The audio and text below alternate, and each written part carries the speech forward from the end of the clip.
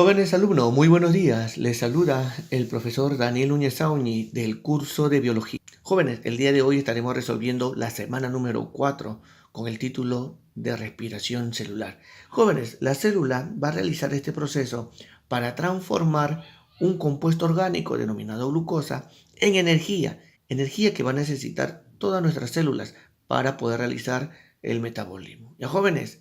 Bien, entonces vayamos al concepto. Dice: la respiración celular es un proceso catabólico que realiza la célula con la finalidad de liberar energía almacenada en compuestos orgánicos, es decir, en los alimentos, para la síntesis del ATP.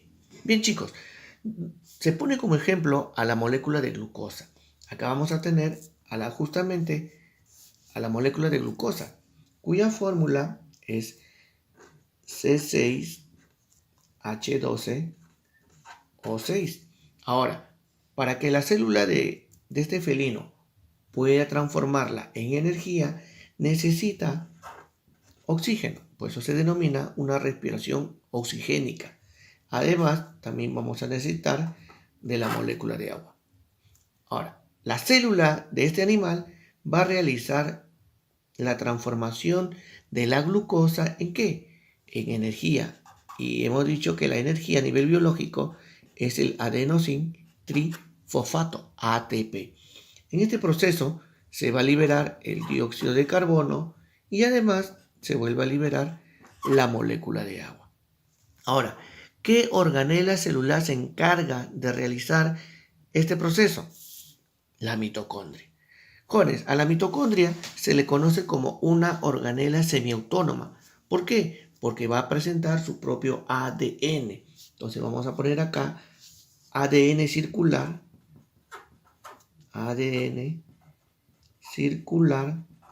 y además desnudo. Se le denomina desnudo porque carece de proteínas como histonas. Ahora, también se le denomina semiautónoma porque presenta sus propios ribosomas. Acá están los ribosomas. Los ribosomas mitocondriales que pueden ser de 55S a 70S. Ya, jóvenes, hay que recordar que S es una medida. Es una medida aparte. Es una organela semiautónoma porque presenta sus propias enzimas.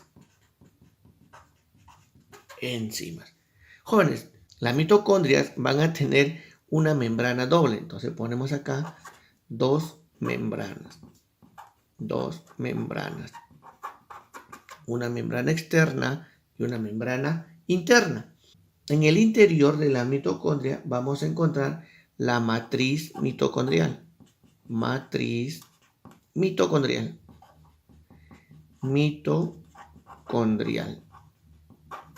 Ahí está. O mitosol. También vamos a tener acá la cresta mitocondrial. Aquí está. Cresta mitocondrial.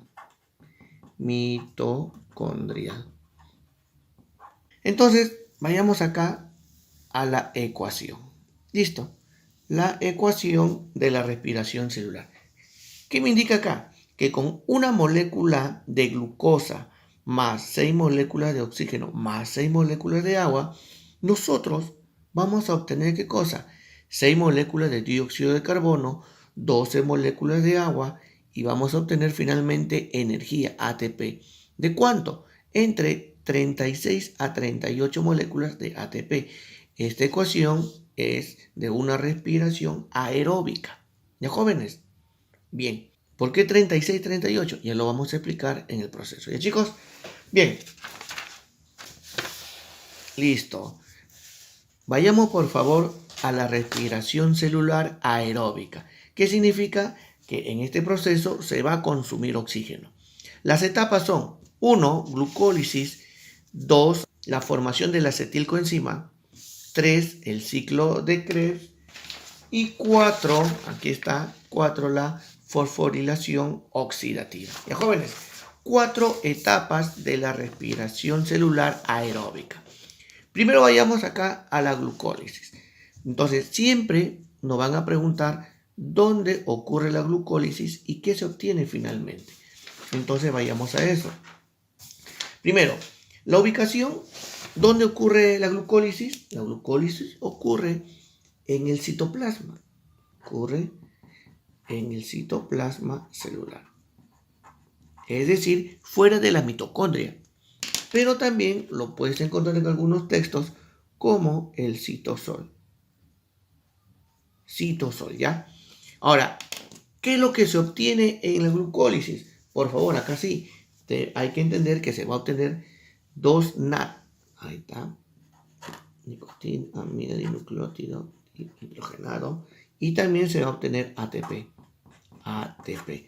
¿En qué proporción? Ojo, por favor, acá obtenemos 2 NAD, ¿ya? Más 2 ATPs. Entonces, vayamos acá a la glucólisis, que viene a ser la transformación de la glucosa en otra molécula. Entonces, acá tenemos a la glucosa. Acá, mira, la glucosa.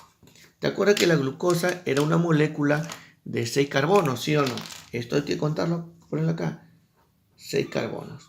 Listo, ahí está la glucosa. Entonces hay que transformarla. ¿Qué es lo que ocurre acá? Primero vamos a tener acá un NAD. Un NAD. NAD. NAD. Este NAD, este NAD va a reaccionar con la glucosa y le va a quitar sus hidrógenos. Y vamos a tener en este proceso NADH2. NADH2. ¿Estamos? Ahora, pero también para obtener esto se va a gastar 2 ATPs. Se gasta 2 ATPs. Pero se va a obtener finalmente 4 ATPs. Por lo tanto, la ganancia neta, ¿cuánto es? Si gasté 2 ATPs y obtengo 4 ATPs, la ganancia neta son 2 ATPs. ¿Estamos? Muy bien. Ahora, esta glucosa se va a transformar ¿en qué? En piruvato. Se va a transformar en piruvato. Piruvato.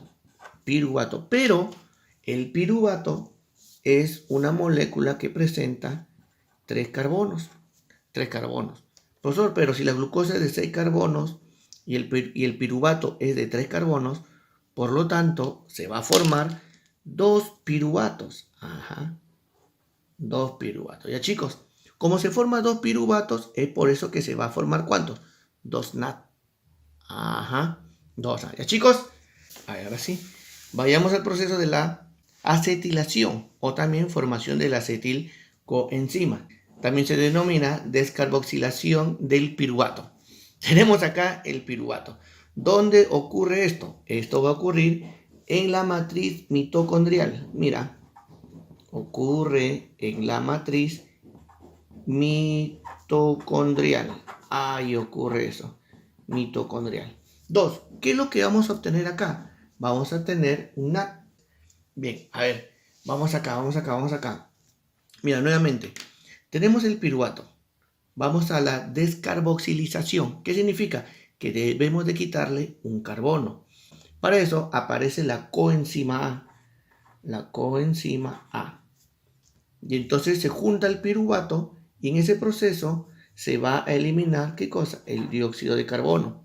Además aparece un NAD. Ese NAD le va a robar hidrógenos y se va a formar el NADH2. Jóvenes, entonces ya estamos obteniendo un NAD. ¿Qué se va a formar? El piruvato con la coenzima A forma la acetil coenzima A. ¿Y cuál es la particularidad? Mira, tenía 3 carbonos, perdió un carbono como dióxido de carbono. Entonces la acetilcoenzima A presenta 2 carbonos. Ya chicos, hay que recordar que son 2 piruvatos. Por lo tanto, no se va a obtener un NAD, se va a obtener 2 NAD. Listo. Ahora sí, ya estamos ya poco a poco poniendo cada uno en su sitio. ¿Ya? Bien, vayamos al ciclo de Krebs. Primero la ubicación, chicos. El ciclo de Krebs se va a dar en la matriz mitocondrial. en la matriz mitocondrial. ¿Ya? Ahora, o también denominado mitosol. ¿Qué es lo que se va a obtener en este proceso? Se va a obtener NAT de H2. Se va a obtener también, acá se obtiene 3 NAT, un FAT de H2 y también un guanosin trifosfato. ¿Ya, chicos? Listo. ¿Cuál es la proporción? 3, 1, 1. Importante. Ojo, nosotros vamos a hacer acá el ciclo de Krebs para una acetilcoenzima, solamente para una. Mira, en este proceso, por favor, solamente te pedimos que te aprendes 3 nombrecitos. 3 nombrecitos, ¿ya? Entonces acá, viene la acetilcoenzima A. Acetilcoenzima A. Para que se integre a este ciclo denominado ciclo de Krebs, viene una molécula, el oxalacetato, acá. El oxalacetato. Ya. Hay que poner, el oxalacetato es una molécula de 4 carbonos. La acetilcoenzima A hemos mencionado que es de 2 carbonos.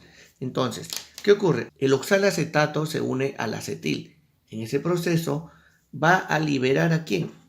A la coenzima. Es decir, la coenzima A ayuda al acetil para que ingrese al ciclo de Krebs. Entonces, en el ciclo de Krebs, el oxalacetato se une al acetil y se libera la coenzima A para formar el citrato. Este citrato entra en todo un ciclo en la cual se va a liberar 3 NAT, un FAT y un guanosin trifosfato.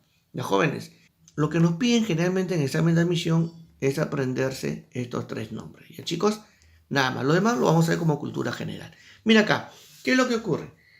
El citrato ya entra en un proceso de isomerización y se transforma en un isocitrato, que sigue siendo una molécula de 6 carbonos.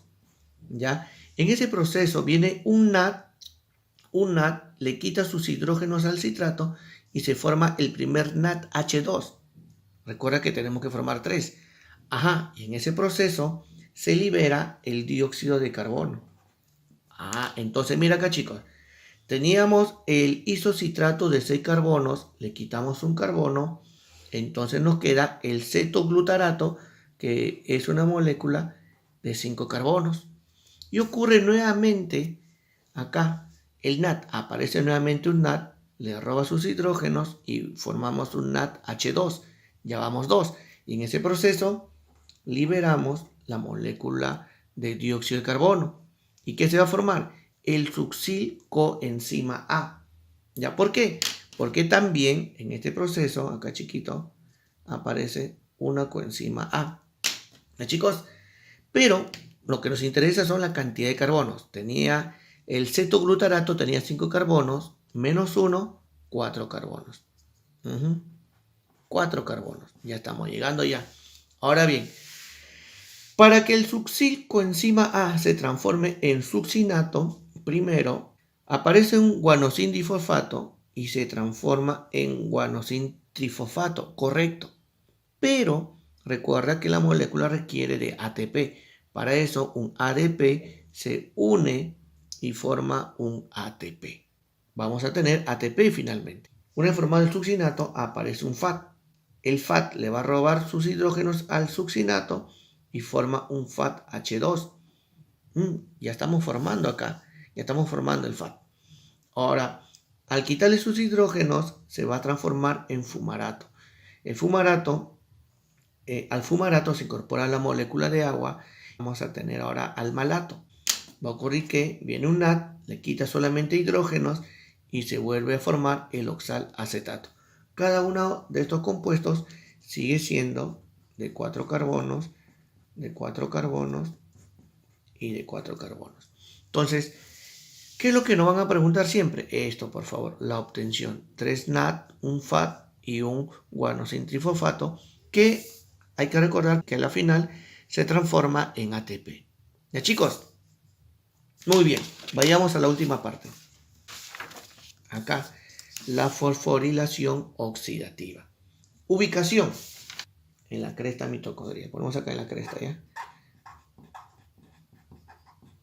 En la cresta mitocondrial. Mitocondrial. Esa es la membrana interna. ¿Qué es lo que vamos a obtener? ATPs. Vamos a poner acá una síntesis. Cantidad no nos va a poner síntesis de ATP. De ATP. Listo, listo. A ver, chicos, ¿qué es lo que ocurre acá? Habíamos formado NAD y FAT. ¿Estamos? Sí. Entonces, esta es una cresta mitocondrial. En esta cresta mitocondrial aparece el NAD y el FAT. Acá está. Ponemos acá el NAD H2 y el FAT H2. Entonces, el NAD y el FAT llegan a la cresta mitocondrial y se van a transformar simplemente en NAD y también en FAT. Listo. Quiere decir que van a dejar ¿qué cosa? Sus hidrógenos. Ajá. Dejan sus hidrógenos y también sus electrones. Acá. Vamos a ver acá sus electrones. Y vamos a tener, igual que en la fotosíntesis, una cadena transportadora de electrones. ¿Sí o no? Correcto. Estos electrones van a pasar por esta cadena transportadora de electrones y van a ser liberados. Listo. Pero acá los hidrógenos que estaban libres, los protones que estaban libres, van a pasar nuevamente por una enzima, la ATP sintetasa. Mira, los hidrógenos llegan a la ATP sintetasa y entonces salen. Acá vamos a tener dos hidrógenos salen por acá y acá vamos a tener estos dos hidrógenos, dos protones. Ahora, ¿quién es el último aceptor de electrones e hidrógenos? Es el oxígeno. El oxígeno. ¿Para qué? Para formar la molécula de agua. Ahí está. Este es el agua metabólica. Listo. Ahora, algo más. Aquí aparece, en este proceso, cuando se está liberando los dos protones, aparece un ADP, adenosindifosfato. ¿Ya? Se va a juntar a un fósforo libre y con la ayuda de la ATP sintetasa se va a formar nuevamente ATP. Entonces, ¿en qué consiste la fosforilación oxidativa? En la obtención de ATP. ¿Por qué moléculas? Por el NAD y por el FAT. En este proceso se va a formar el agua. El oxígeno es el último aceptor de electrones y protones. ¿Ya, jóvenes? Bien, pero ¿en qué proporción? Mira, por cada NAD que ingresa a la cresta mitocondrial, se van a formar 3 ATPs. 3 ATPs. Y por cada FAT que ingresan a la cresta mitocondrial, se van a formar 2 ATPs. Muy bien, ahora vayamos a sumar todo el proceso. Primero, en la glucólisis se había formado 2 NAD y 2 ATPs. Muy bien, acá tenemos los dos ATPs. Ahí están los 2 ATPs. Ahora, estos 2 NAD que se van a formar en el citoplasma tienen que ingresar a las mitocondrias. Ingresan atravesando la membrana mitocondrial, pero por dos tipos de lanzaderas. La primera lanzadera se denomina glicerol trifosfato y la otra lanzadera malato aspartato.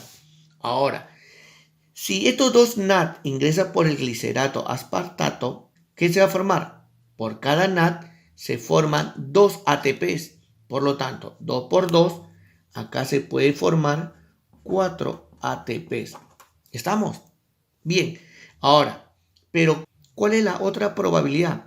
Es que estos dos NAD ingresen por la lanzadera malato aspartato. ¿Y qué es lo que ocurre acá? Por cada NAD que ingresa por el malato aspartato, se van a formar 3 ATPs. Pero como ingresan 2, 3 por 2, 6 moléculas de ATP. Ojo, aquí o es 4 ATPs o es 6 ATPs. ¿Estamos? Listo. Ahora vayamos la acetilación. ¿Cuántos se formaron? 2 NAD, ¿sí o no? Por cada NAD se forma 3 ATP.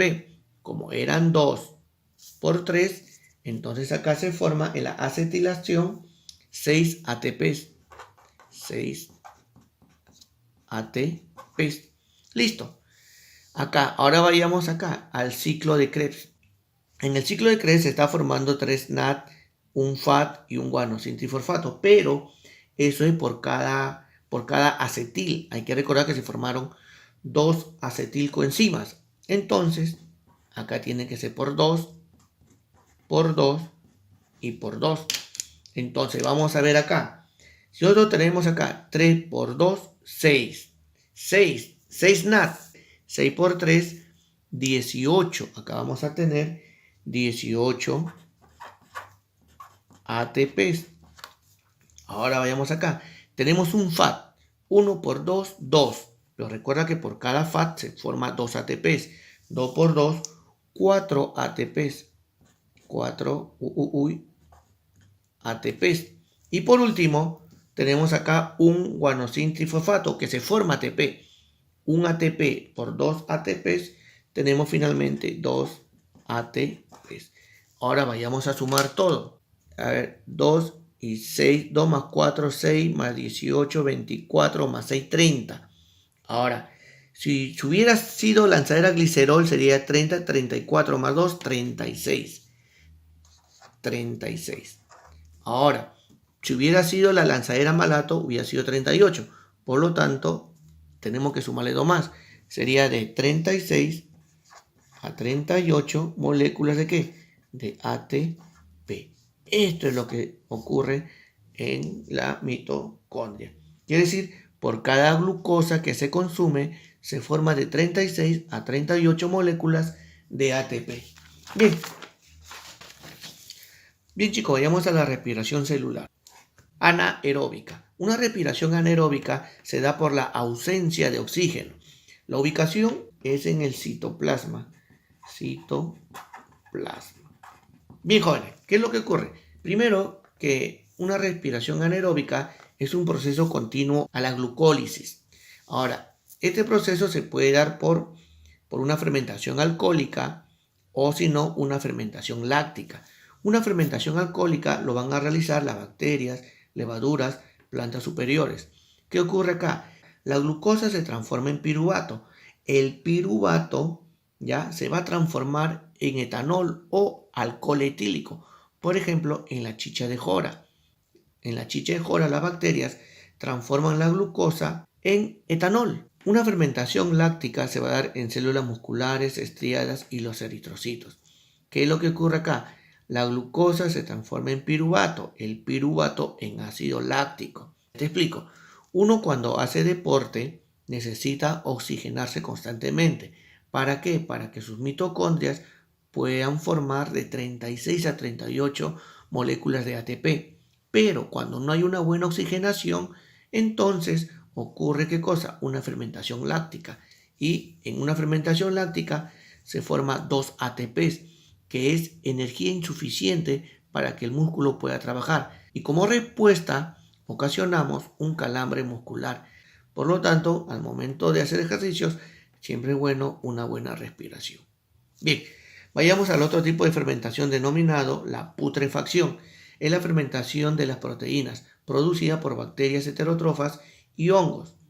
Y el olor es totalmente desagradable. Claro, la putrefacción se da cuando un compuesto orgánico empieza a descomponerse y las bacterias heterótrofas y hongos son las responsables de la descomposición de compuestos orgánicos.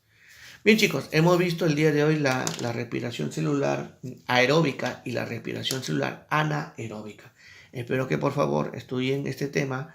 Conmigo será hasta la próxima semana. Muchas gracias chicos.